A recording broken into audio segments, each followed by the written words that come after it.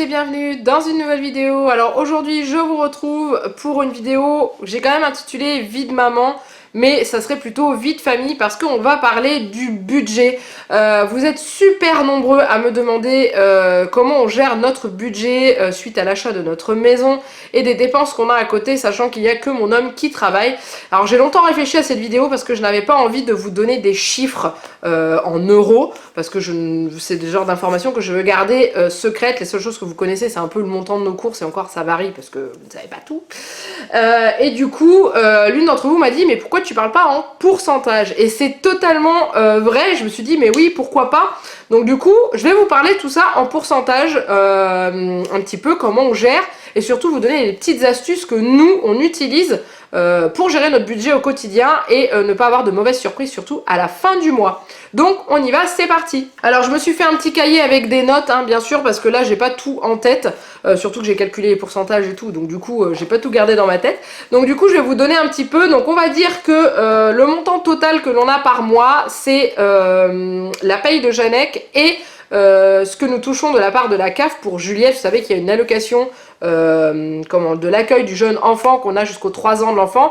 Donc on touche aussi pour Juliette. Dedans je n'ai pas mis le montant de mes revenus YouTube parce que c'est pas assez suffisant pour se retrouver dedans, et c'est surtout qu'en général une grosse partie de ces revenus là je les réinvestis dans la chaîne, dans les box de dégustation, les choses comme ça, et je m'en sers aussi pour acheter des petits vêtements à Juliette.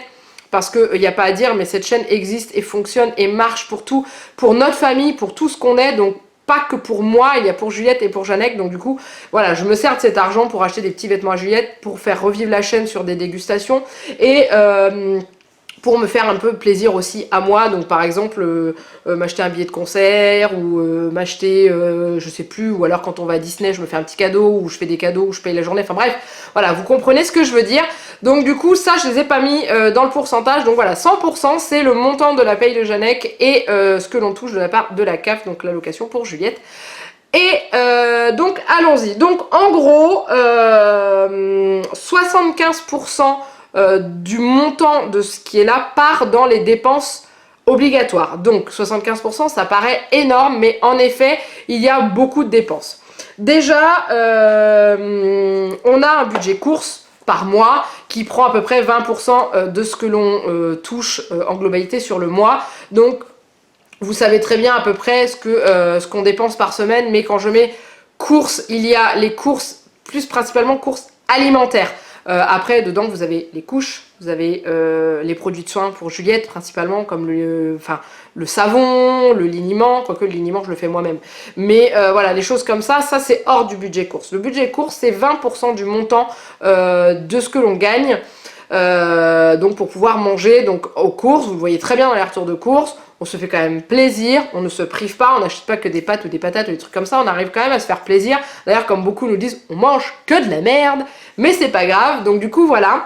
Après il y a une grosse partie du budget qui part, qui est quand même un quart de notre budget, 25%, c'est tout ce qui est pour le crédit de la maison. Parce que oui, on a acheté une maison. Alors pour ceux qui ne savent pas, on a fait construire notre maison dans notre ville où il y avait une offre particulière sur le prix des terrains. En fait, ils ont réhabilité des terrains qui étaient des anciens champs, qu'ils ont réhabilité, viabilisé et vendu pas cher à 35 € le mètre carré. Donc du coup, ça nous a permis d'acheter un terrain pour moins de 15 000 €, ce qui est quasiment irréalisable, peu importe où vous cherchez votre terrain, et ensuite de faire construire une maison dessus.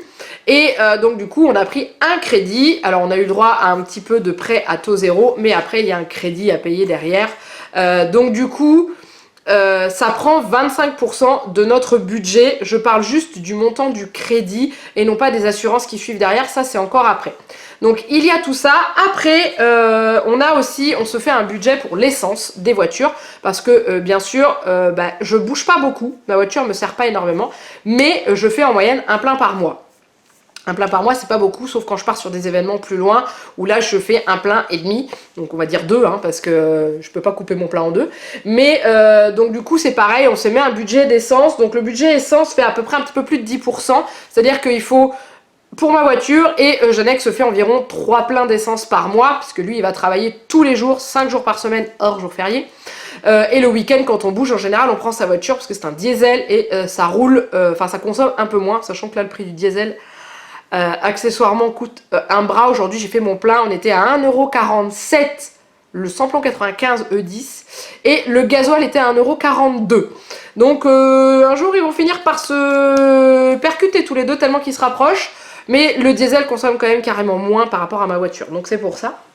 Donc là on est à un peu plus de 10%, on va dire 10%, allez ça dépend des mois. Et ensuite on a tous les frais annexes, les frais externes au crédit et aux courses et aux voitures, c'est-à-dire que ça prend à peu près 20% de notre budget. Et dedans vous avez les assurances de nos deux voitures, l'internet et nos téléphones.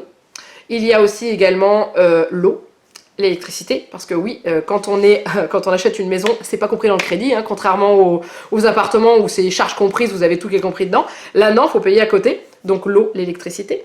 La crèche de Juliette, parce que Juliette, comme vous le savez, va 2 jours par semaine à la crèche, donc ça nous coûte un petit peu d'argent par mois, mais ça lui fait tellement de bien d'aller là-bas que voilà, tant pis, c'est pour elle et ça lui fait plaisir. Et moi, ça me dégage un peu de temps aussi, justement, pour vous faire ce que je suis en train de faire actuellement, vous tourner une vidéo sans avoir à baisser le ton parce qu'elle dort ou choses comme ça.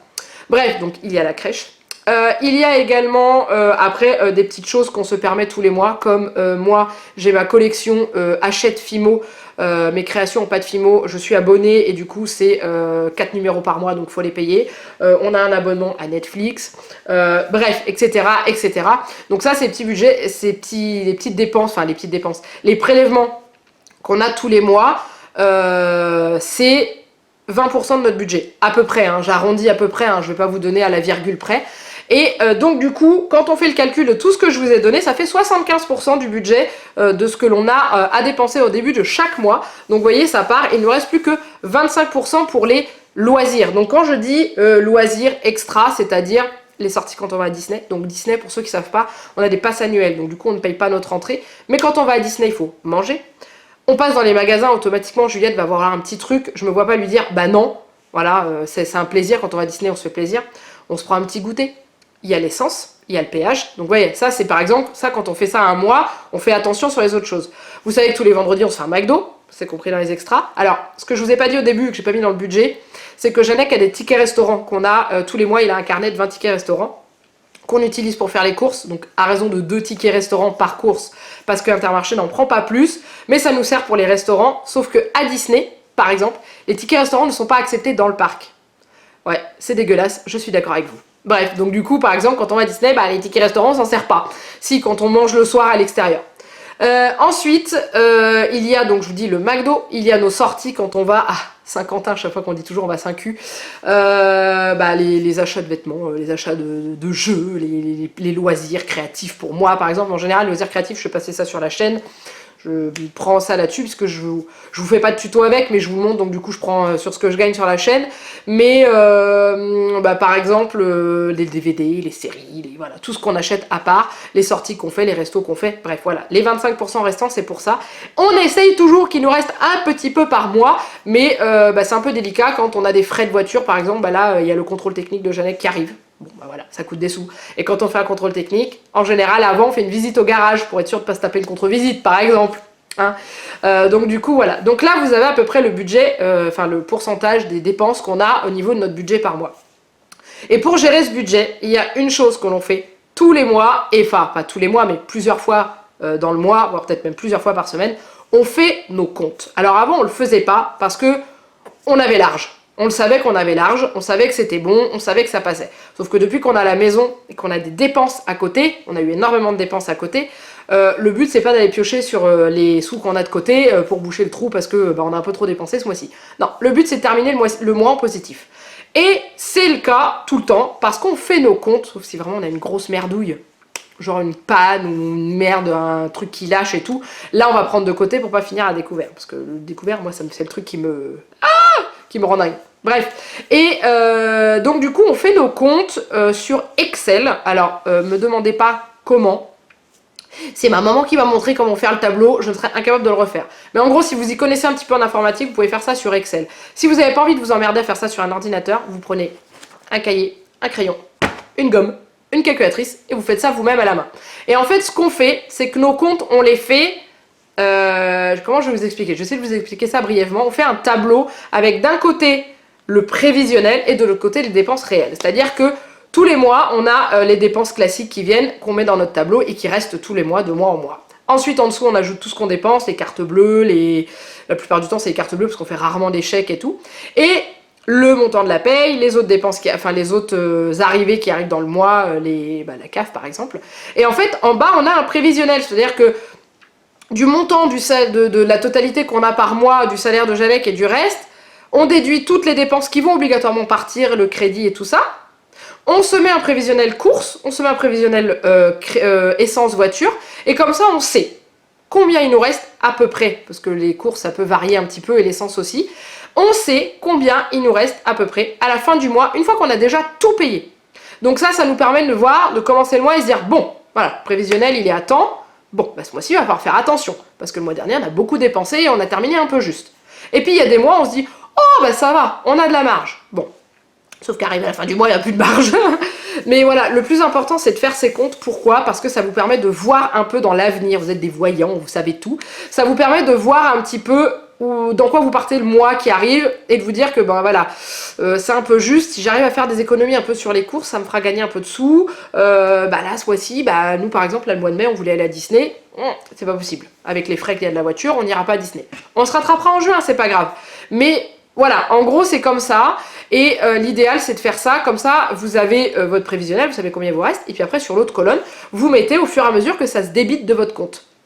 Et vous avez le montant réel que vous avez sur votre compte. Sauf qu'à côté, vous savez que s'il vous reste par exemple, je sais pas, 2500 balles sur votre compte et qu'à côté votre prévisionnel il est à 700 €, vous savez très bien qu'il y a des choses qui vont partir. Vous voyez un peu ce que je veux dire? Mais ça, c'est super pratique à faire et c'est vraiment un conseil que je vous donne. Ensuite, pour rester dans le budget, l'idéal, c'est pour les courses, c'est de faire un planning repas. Donc moi je fais un planning repas, je vous remets la vidéo ici, là, où je vous expliquais justement comment j'organisais mon planning repas par rapport à mes courses, etc. etc. Bon, ça a peut-être changé un petit peu parce que depuis Juliette mange relativement comme nous, sachant que je fais quand même soupe de légumes et tout ça pour qu'elle ait sa dose de légumes par jour, parce qu'on va dire que les légumes et Juliette, ça fait 4. On dit ça fait 2, mais moi je dis ça fait 4. Mais en gros voilà, vous faites votre planning de repas à la semaine. Vous faites votre liste de courses, vous notez ce que vous voulez. Comme ça, vous ne faites pas d'achat compulsif dans le magasin. C'est-à-dire, vous passez devant, ah tiens, on mangerait bien ça. Ah, puis finalement, on va manger ça, on va manger ça, ah, on va manger ça. Et en fait, vous arrivez chez vous, vous remplissez votre frigo et vous dites, j'ai acheté plein de cochonneries, plein de merde, mais j'ai rien acheté pour manger. Et vous en avez eu pour 100 balles. En plus, je vous dis ça parce que c'est ce que je faisais avant. Je ne faisais pas de liste de courses, j'allais faire mes courses, je dis voilà, il me faut 4 repas. Ouais, sauf que j'ai acheté plein de merde à bouffer. Et résultat des courses, on mangeait n'importe quoi. Et j'ai commencé à faire des tableaux de menus quand Juliette est arrivée. Un petit peu après, quand elle a commencé à être diversifiée et que je me rendais compte que il fallait que je m'organise sur la préparation des repas. Donc du coup voilà. Et depuis, j'ai réduit d'un quart le montant du prix de mes courses. À peu près. Voilà. Parce que j'ai arrêté d'acheter 40 millions de paquets de chips. Voilà, j'en ai qui me dit j'ai besoin d'un paquet de chips, j'en achète un ou deux. Voilà. Il me dit j'ai besoin d'un fromage, j'en achète un. J'ai besoin de tant de yaourts, ça c'est pareil, on compte les yaourts. Alors pour moi je les compte pas parce que j'en mange tout le temps, mais Janec il en mange très peu. Donc du coup il me dit bah voilà, il m'en faut 4, il m'en faut 8. Là il m'en faut pas du tout cette semaine. Et c'est comme ça qu'on arrive à organiser correctement nos courses et à faire des économies. Alors je sais qu'on fera beaucoup plus d'économies quand on arrivera à se payer un congélateur qui me permettra de faire en grosse quantité des repas le soir et de congeler, et qui permettront à Janec par exemple de manger la semaine de ce qu'on a fait, ou moi de me servir dans le congélateur pour manger, etc. etc. Mais pour l'instant le congélateur n'est pas encore compris dans le budget, ce n'est pas possible.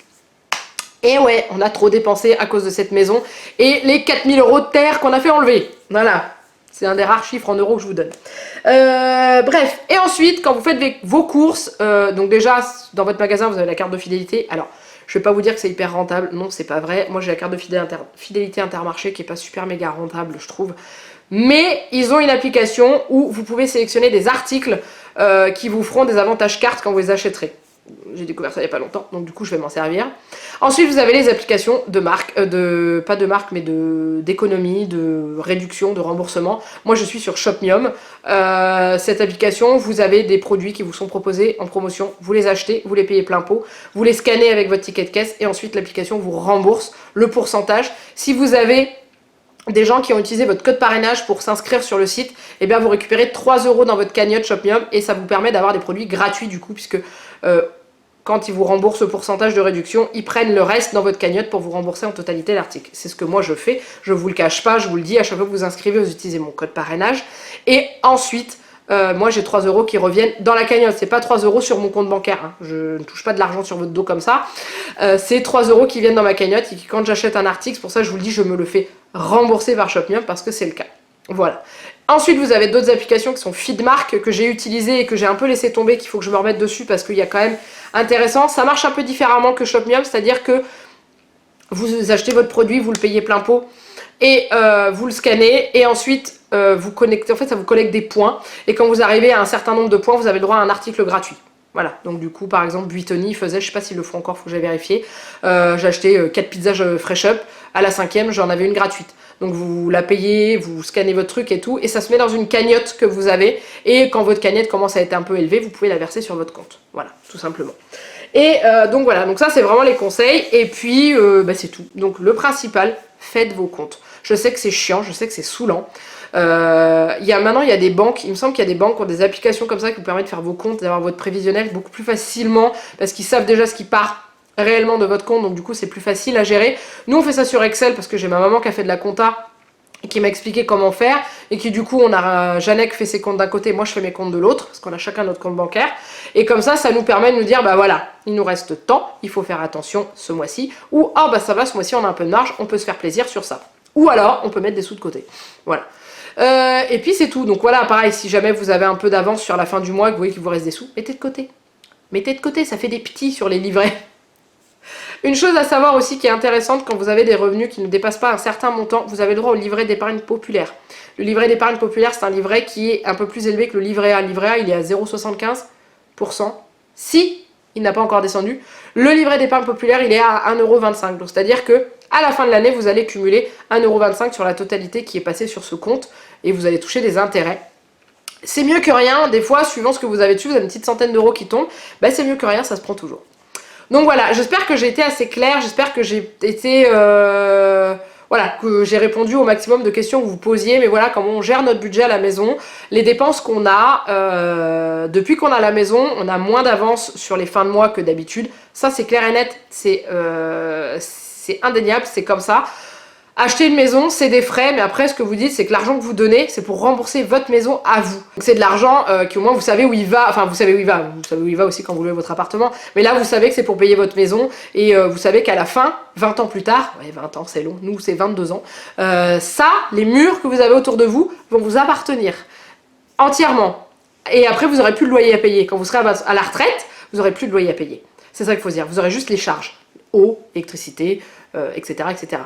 Mais l'entretien de la maison, les choses comme ça. Mais autrement, vous aurez plus votre loyer et vous n'avez plus de crédit à payer. Donc ça, c'est juste topissime.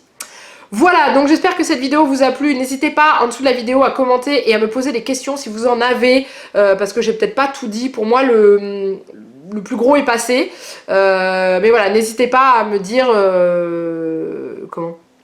N'hésitez pas à me dire, moi j'ai une question sur ça, ou comment tu fais ça, ou si vous avez des conseils aussi, vous pouvez, hein. Je suis pas la déesse du budget, hein. Loin de là, je suis quelqu'un qui dépense beaucoup moins depuis que Juliette est là, parce qu'il faut faire attention. Mais si vous avez des petits conseils, des petites astuces, n'hésitez pas, on prend avec grand plaisir. Donc si cette vidéo vous a plu, n'hésitez pas à la liker comme d'habitude et à vous abonner à la chaîne si ce n'est pas encore fait, parce que vous êtes les bienvenus. En attendant, il ne me reste plus qu'à vous faire plein de gros bisous. Et je vous dis à très bientôt pour une nouvelle vidéo. Bye bye.